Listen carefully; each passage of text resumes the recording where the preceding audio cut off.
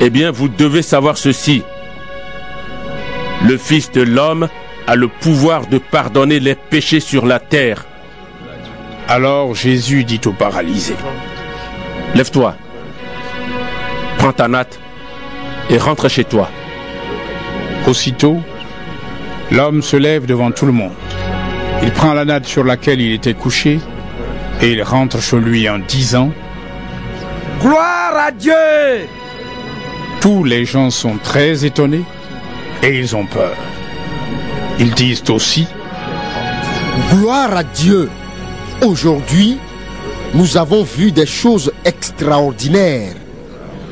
Après cela, Jésus sort et il voit un employé des impôts. Cet homme s'appelle Lévi. Il est assis à son bureau. Jésus lui dit: Suis-moi. L'homme se lève, il laisse tout et suit Jésus. Ensuite, Lévi offre à Jésus un grand repas dans sa maison. Il y a beaucoup de gens qui mangent avec eux, des employés des impôts et aussi d'autres personnes. Les pharisiens et leurs amis, des maîtres de la loi, ne sont pas contents du tout. Ils disent aux disciples de Jésus: Vous mangez et vous buvez avec les employés des impôts et avec les pécheurs. Pourquoi donc? Jésus leur répond: Les gens en bonne santé n'ont pas besoin de médecins. Ce sont les malades qui en ont besoin. Je ne suis pas venu appeler ceux qui se croient justes. Je suis venu appeler ceux qui se reconnaissent pécheurs pour qu'ils changent leur vie. Les pharisiens disent à Jésus: Les disciples de Jean-Baptiste jeûnent souvent et ils font des prières. Nos disciples font la même chose. Mais tes disciples à toi mangent et boivent. Jésus leur répond: Le jour du mariage, est-ce que vous pouvez obliger les invités à jeûner quand le marié est avec eux? Mais le moment va venir où on leur enlèvera le marié. Alors, ces jours-là, ils jeûneront. Jésus prend aussi pour eux cette comparaison. Personne n'arrache un morceau à un vêtement neuf pour le coudre sur un vieux vêtement. Sinon, on déchire le vêtement neuf et le morceau neuf ne va pas avec le vieux vêtement. Personne ne met du vin nouveau dans de vieilles outres. Sinon, le vin nouveau fait éclater les outres, il coule par terre et les outres sont abîmées. Mais il faut mettre le vin nouveau dans des outres neuves. Personne ne veut boire du vin nouveau quand il a bu du vin vieux. En effet, on dit, le vieux est meilleur. Luc chapitre 6. Un jour de sabbat, Jésus traverse des champs. Ses disciples arrachent des épis, ils les frottent dans leurs mains et ils mangent les grains. Quelques pharisiens disent: Pourquoi est-ce que vous faites cela? Le jour du sabbat, c'est interdit. Jésus leur répond: Vous n'avez donc pas lu ce que David a fait? Un jour, il avait faim. Et ceux qui étaient avec lui avaient faim aussi. Il est entré dans la maison de Dieu et il a pris les pains qui étaient offerts à Dieu. Il en a mangé et il en a donné à ceux qui l'accompagnaient. Pourtant, seuls les prêtres avaient le droit d'en manger. Jésus dit encore aux pharisiens: Le Fils de l'homme est maître du sabbat. Un autre jour de sabbat, Jésus entre dans la maison de prière et il enseigne. Là, il y a un homme qui a la main droite paralysée. Les maîtres de la loi et les pharisiens regardent Jésus avec attention. Est-ce qu'il va guérir quelqu'un un jour de sabbat? En effet, ils cherchent une raison de l'accuser. Mais Jésus connaît leurs pensées. Il dit à l'homme qui a la main paralysée: Lève-toi, viens ici, devant tout le monde. L'homme se lève et il s'avance. Jésus dit aux maîtres de la loi et aux pharisiens: Je vous demande une chose. Le jour du sabbat, qu'est-ce qu'il est permis de faire? Du bien ou du mal? Sauver la vie de quelqu'un ou la détruire. Jésus les regarde tous. Ensuite, il dit à l'homme, « Tends ta main. » L'homme le fait, et sa main est guérie. Mais les maîtres de la loi et les pharisiens sont très en colère. Ils se demandent entre eux, « Qu'est-ce que nous pouvons faire contre Jésus ?» Un jour, Jésus va dans la montagne pour prier, et il passe toute la nuit à prier Dieu. Quand il fait jour, il appelle ses disciples. Parmi eux, il en choisit 12, et il leur donne le nom d'apôtres. Les voici. Simon, à qui Jésus donne le nom de Pierre. André, le frère de Simon. Jacques, Jean, Philippe, Barthélemy, Matthieu, Thomas, Jacques le fils d'Alphée, Simon qu'on appelle le nationaliste, Jude le fils de Jacques, et Judas Iscariote, celui qui va livrer Jésus. Jésus descend de la montagne avec les apôtres et il s'arrête dans un endroit plat. Là, il y a un grand nombre de ses disciples. Il y a aussi une grande foule de gens de toute la Judée, de Jérusalem et des environs de Tyr et Sidon, ville de la côte. Les gens sont venus pour écouter Jésus et pour se faire guérir de leur maladie. Jésus guérit aussi ceux que des esprits mauvais font souffrir. Toute la foule cherche à le toucher parce qu'une force sort de lui et il les guérit tous. Alors, Jésus regarde ses disciples et il dit, « Vous êtes heureux, vous les pauvres, parce que le royaume de Dieu est à vous. Vous êtes heureux, vous qui avez faim maintenant, parce que vous serez bien nourris. Vous êtes heureux, vous qui pleurez maintenant, parce que vous rirez. Vous êtes heureux quand les gens vous détestent, quand ils vous rejettent, quand ils vous insultent, quand ils disent du mal de vous à cause du Fils de l'homme.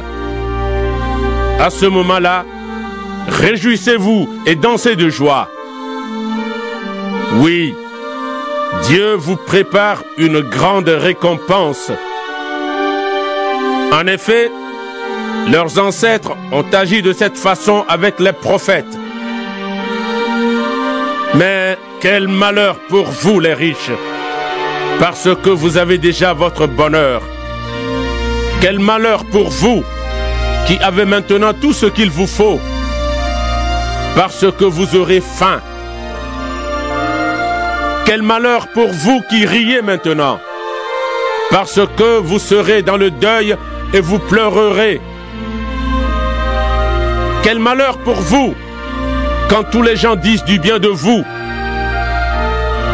En effet, leurs ancêtres ont agi de cette façon avec les faux prophètes. Mais je vous dis ceci, à vous qui m'écoutez. Aimez vos ennemis. Faites du bien à ceux qui vous détestent. Souhaitez du bien à ceux qui vous souhaitent du mal. Priez pour ceux qui disent du mal de vous. Quand quelqu'un te frappe sur une joue, tends lui aussi l'autre joue. Quand quelqu'un te prend ton vêtement, ne refuse pas non plus ta chemise. Donne à tous ceux qui te demandent quelque chose.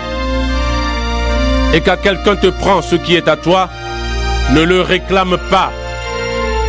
Faites pour les autres tout ce que vous voulez qu'ils fassent pour vous. Si vous aimez ceux qui vous aiment, il n'y a pas de quoi vous dire merci. En effet, même les pécheurs aiment ceux qui les aiment. Si vous faites du bien à ceux qui vous font du bien, il n'y a pas de quoi vous dire merci. Même les pécheurs font comme vous. Et si vous prêtez de l'argent à ceux qui vont sûrement vous le rendre, il n'y a pas de quoi vous dire merci. même les pécheurs prêtent de l'argent aux pécheurs pour qu'on leur rende la même somme. Au contraire, aimez vos ennemis, faites du bien et prêtez de l'argent sans espérer recevoir quelque chose en retour. Alors, vous aurez une grande récompense et vous serez les fils du Dieu très haut. Il est bon, lui, pour ceux qui ne lui disent pas merci et pour les méchants. Soyez pleins de bonté comme votre Père est plein de bonté. Ne jugez pas les autres et Dieu ne vous jugera pas. Ne condamnez pas les autres et Dieu ne vous condamnera pas. Pardonnez-leur et Dieu vous pardonnera. Donnez et Dieu vous donnera. On versera beaucoup de grains dans la grande poche de votre vêtement. Les grains seront bien secoués, serrés, ils déborderont. En effet, Dieu vous donnera comme vous donnez aux autres. Jésus prend aussi pour eux cette comparaison. Est-ce qu'un aveugle peut conduire un autre aveugle? Non. Ils tomberont tous les deux dans un trou. Le disciple n'est pas plus savant que son maître. Mais tous les disciples bien formés seront comme leur maître. Tu regardes le bout de paille dans l'œil de ton frère. Mais le tronc d'arbre qui est dans ton œil à toi, tu ne le remarques pas. Pourquoi donc? Comment peux-tu dire à ton frère, mon frère, laisse-moi enlever le bout de paille qui est dans ton œil? Et toi, tu ne vois même pas le tronc d'arbre qui est dans le tien. Homme faux, enlève d'abord le tronc d'arbre qui est dans ton œil. Ensuite, tu verras assez clair pour enlever le bout de paille dans l'œil de ton frère. Un bon arbre ne produit pas de mauvais fruits, et un arbre malade ne produit pas de bons fruits. On reconnaît les arbres à leurs fruits. On ne cueille pas des figues sur des plantes piquantes. On ne récolte pas du raisin sur des cactus. La personne qui est bonne tire le bien de son cœur qui est plein de bonnes choses. La personne qui est mauvaise tire le mal de son cœur qui est plein de mauvaises choses.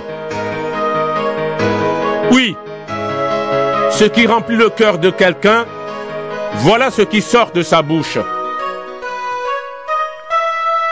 Vous m'appelez Seigneur, Seigneur, mais vous ne faites pas ce que je dis. Pourquoi donc? Celui qui vient à moi, qui écoute mes paroles et m'obéit, je vais vous montrer à qui il ressemble. Il ressemble à quelqu'un qui construit une maison. Il a creusé la terre. Il a creusé profondément et il a posé les fondations sur de la pierre.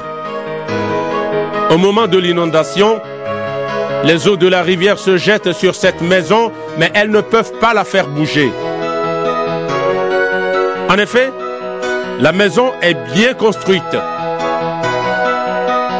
Mais celui qui écoute mes paroles et ne fait pas ce que je dis, voici à qui il ressemble. Il ressemble à quelqu'un qui a construit une maison sur le sol sans faire de fondation.